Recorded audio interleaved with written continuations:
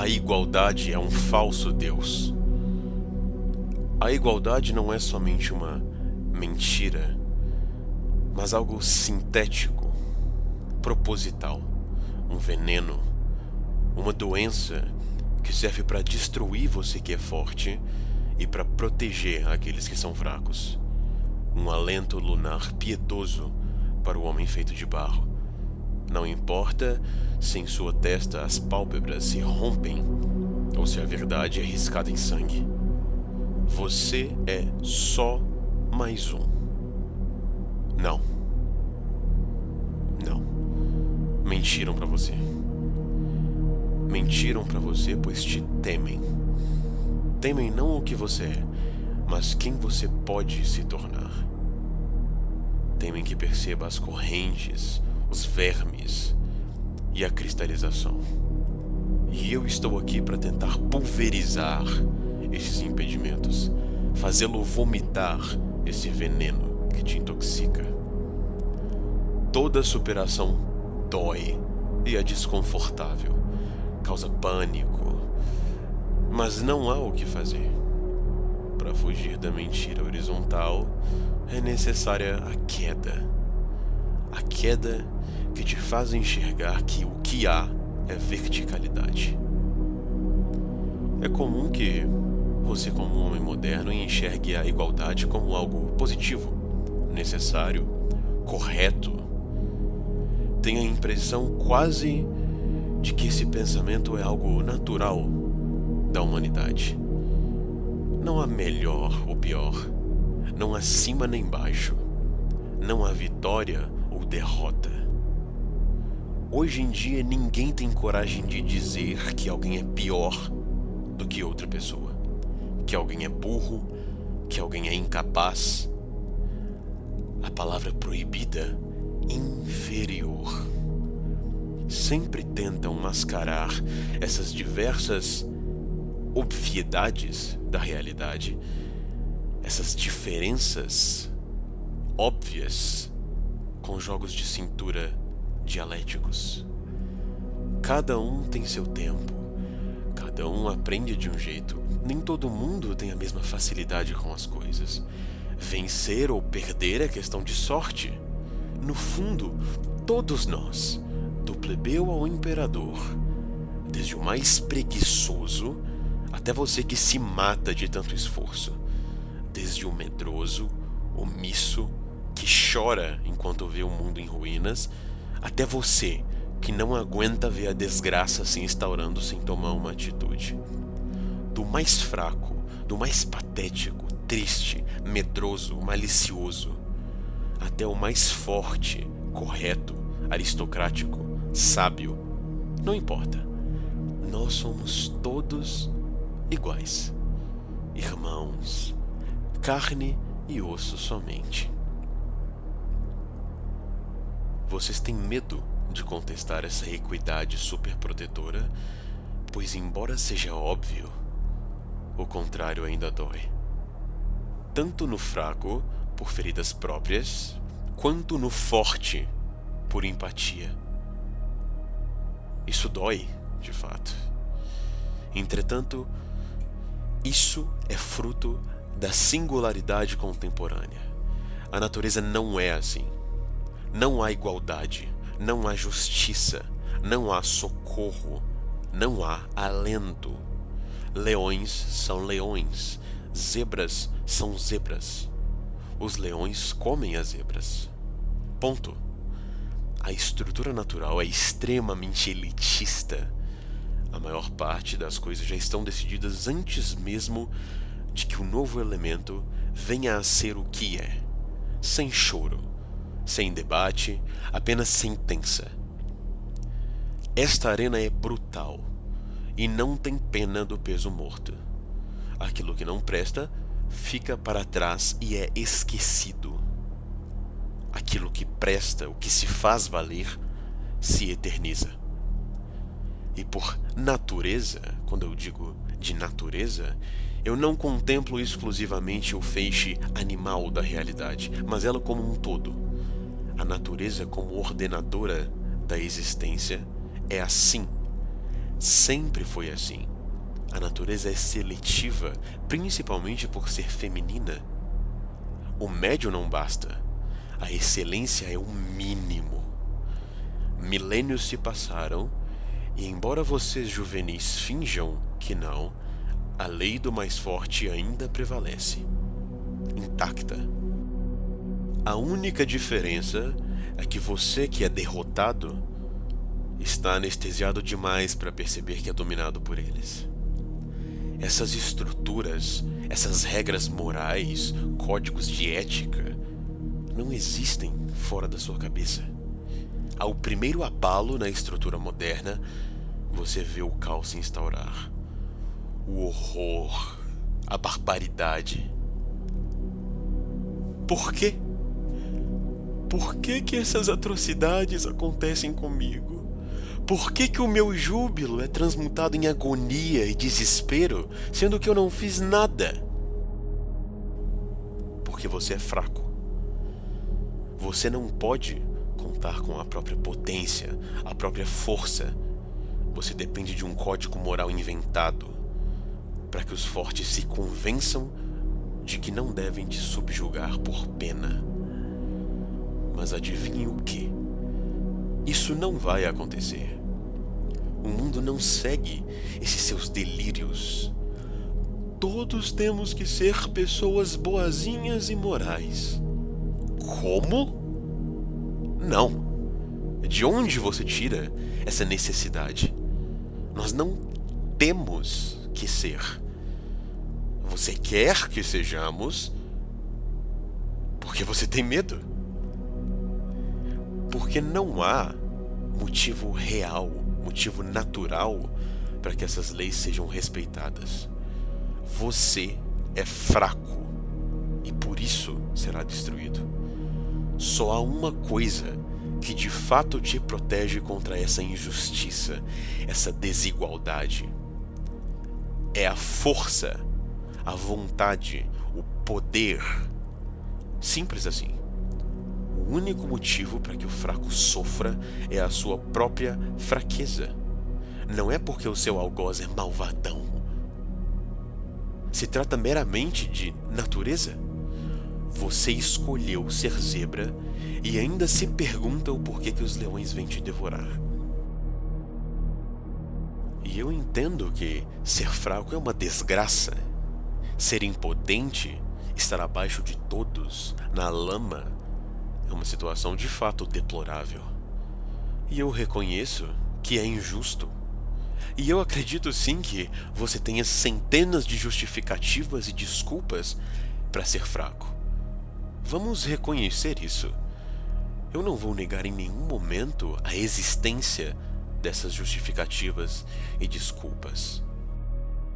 Mas o ponto que deveria te incomodar é que elas podem até ser coerentes, mas elas ainda assim não deixam de ser desculpas. E como nós já percebemos aqui nessa exposição, existe somente uma saída para superar essa desigualdade, essa injustiça. E não é contemplando de forma esquizofrênica como deveria ser em um universo alternativo, moral e bonzinho. Sabe como é? É por ação, mudança, vontade. Não é por meio da reclamação. Esta será uma das coisas que mais podem te atrasar. O sujeito fica ali: o mundo é desigual. Eu tenho menos oportunidades. Eu tenho menos tempo, menos apoio. Não tem nada mais patético do que um reclamão. Olha, a vida já não tem muita tendência de ajudar ninguém, nem mesmo o mais forte. Imagine então o reclamão. Imagine então o coitadinho. Entenda uma coisa: a sorte raramente favorece alguém, mas quando ela o faz, esteja certo de que ela favorece os audazes. Só vence quem se atreve, ousa, não respeita regras. Estas são as suas cartas. Não tem o que fazer. Pare de olhar para os mundos possíveis com cenários diferentes. Algumas pessoas, sim, são de fato muito melhores do que você. Tem vantagem genética, aquisitiva, jovialidade, instrução, mais tempo do que você. Mas quer saber? Que se danem essas vantagens. Para você que de fato tem essa chama interna, essa vontade de poder, esse desejo inexplicável, esse ideal tão palpável que é quase como se você pudesse tocá-lo, basta uma chance. Para você, basta uma chance. O mais improvável, a maior dádiva que você poderia ter, você já tem. Você está vivo. Você tem uma chance. O resto é regalia. Faça valer. Deixe para trás os questionamentos. A postura que mais atrasa o herói é esse hábito maldito de ficar contemplando a desigualdade, os problemas. Esse é o erro fundamental dos eruditos, dos filósofos. O erro dos filósofos é contemplar demais as mazelas sem perceber que elas ainda o afligem. Não importa se a chuva é gelada, injusta, se deveria ou não estar chovendo, se está chovendo mais aqui do que lá. O erudito olha para cima, pensa, se questiona, enquanto se encharca, enquanto se molha. Já o guerreiro, ele anda. Ele vai procurar o abrigo. Se você quer vencer, não seja o erudito, não seja um passageiro da agonia. Dê significado à dor. Se você consegue masterizar esse processo alquímico de transmutar a injustiça em desafio, dor em sinal de progresso, você se torna imparável, incontestável a longo prazo. Algo parecido com aquela cena do filme Batman Begins, quando Bruce está em uma prisão, sendo espancado, lutando diariamente, e então um dos prisioneiros diz: "Você está no inferno e eu sou o diabo." E então ele responde: "Não. Você não é o diabo. Você é treinamento." Você já deve ter ouvido aquela frase que os estoicos citam: "Você não controla o que acontece, mas controla como reage." Você não tem controle sobre como o mundo é, mas a sua reação, o jeito que você enxerga, os significados que você atribui, isso sim você controla. E diga-se de passagem, isso é uma mentira maliciosa, tá? Você, em certa instância, pode controlar sim a realidade, o que acontece. Você pode, de certa forma, penetrar a matéria e moldá-la. Até porque, no fim das contas, é sobre isso que se trata essa jornada. Mas este é um acerto parcial dos estoicos. De fato, o início, a gênese, está no eu, no interno, para depois esse controle ser transferido para o exterior. Entende um motivo dessa interpretação ser tão importante? Entende agora o quão essencial é o ato de aceitar a desigualdade, aceitar a injustiça? Pois isso, no fim das contas, é sobre aceitar o próprio mundo como ele é. Este canal é um projeto que cultua e explora principalmente o arquétipo heróico. E se você quer ser um destes, dos quais as lendas falam, dos quais os bardos escrevem canções sobre, dos quais as paredes esculpidas de civilizações antigas contam suas sagas, dos quais os mitos eternizam a jornada. Se você quer ser este ponto singular, diferente, você tem que se acostumar com a desvantagem e com a injustiça, pois elas são o que te fazem brilhar no fim. Uma das características fundamentais do arquétipo heróico primordial é justamente esta superação de ciclo, quebra de maldição, inversão de polos de poder. O sujeito que olha para aquela organização rígida, injusta da realidade e diz: não, eu não respeito isso. Não importa aonde você me jogue, não importa o que me custe. Se eu começar por cima, se eu começar por baixo, não importa. Na verdade, quanto mais embaixo você me joga, mais desafio, mais diversão eu tenho.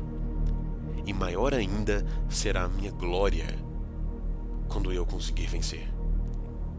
Sabe por quê que ele pensa assim? Porque o homem superior tem a sua luz interna. Moldar quem você é, com base na condição do contexto, te faz um escravo da ocasionalidade. Você se torna em um efeito reativo, um produto do hoje, um produto da configuração. O homem superior não. Ele é a causa, o motivo da sua própria existência. E o seu eu é perene, é primordial.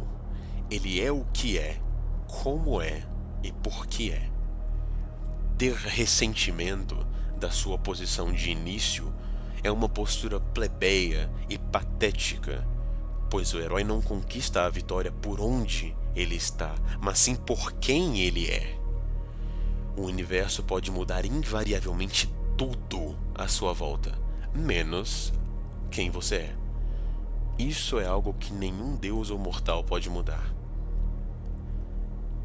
E não entenda mal, a mensagem que passo aqui não é a de que você não deve ser moral ou não deve ser justo, mas sim a mensagem de que você deve reconhecer, ter plena consciência de que isso se trata de uma externalização de algo seu, do seu eu, e não um retrato ontológico de como o mundo é em si. E sejamos sinceros também, qual seria a graça de um mundo igual, de um mundo justo? Seja sincero, você gostaria de viver em um mundo igualitário? Talvez até responda sim por irritação pela sua vida e por conta dos problemas que talvez enfrente, mas tente buscar internamente esse espírito de competidor. Pense em um jogo. Você se sentiria feliz ao jogar um jogo que te nivela constantemente a tudo e todos? Não tem nada mais mórbido, mais negativo, mais morto do que isso. O mundo é desigual e injusto porque ele tem que ser assim, pois dessa desigualdade surge competição. E desta competição é que surge o avanço. Quem não aceitar essas coisas, eu não digo que vai pro inferno ou algo assim, mas algo é certo: você não irá vencer. Você será engolido por aqueles que são mais fortes do que você. Eu agradeço a participação de todos aqui nesta aula.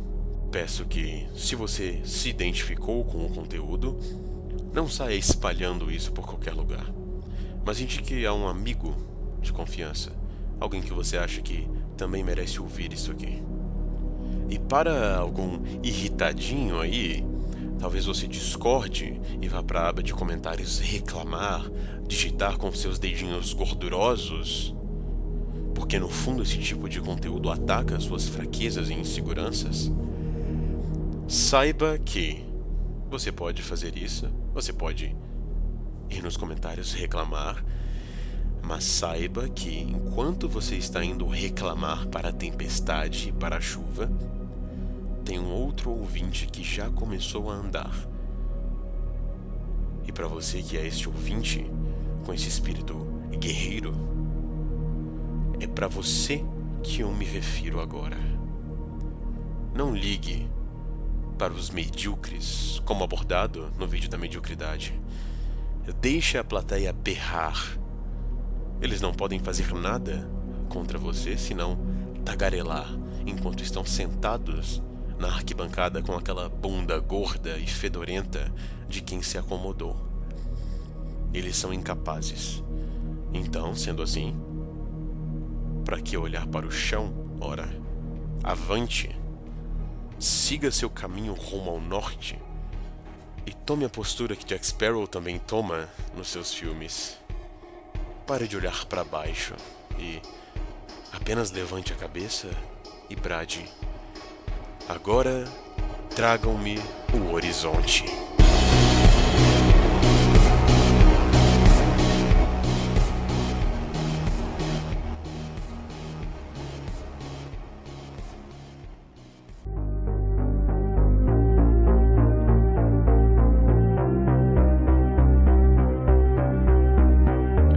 By insisting he accept their lies as real. By insisting he was never to his people tied. By dictating exactly what he might feel. By permitting haughty joy, but never pride. They believed a lion could be brought to heel. That a lion could from his courage be pride. That the lion himself would learn to kneel. That a lion would not care, even if his line died. That the lion himself would accept such a deal. In the end, it was only to themselves they had lied.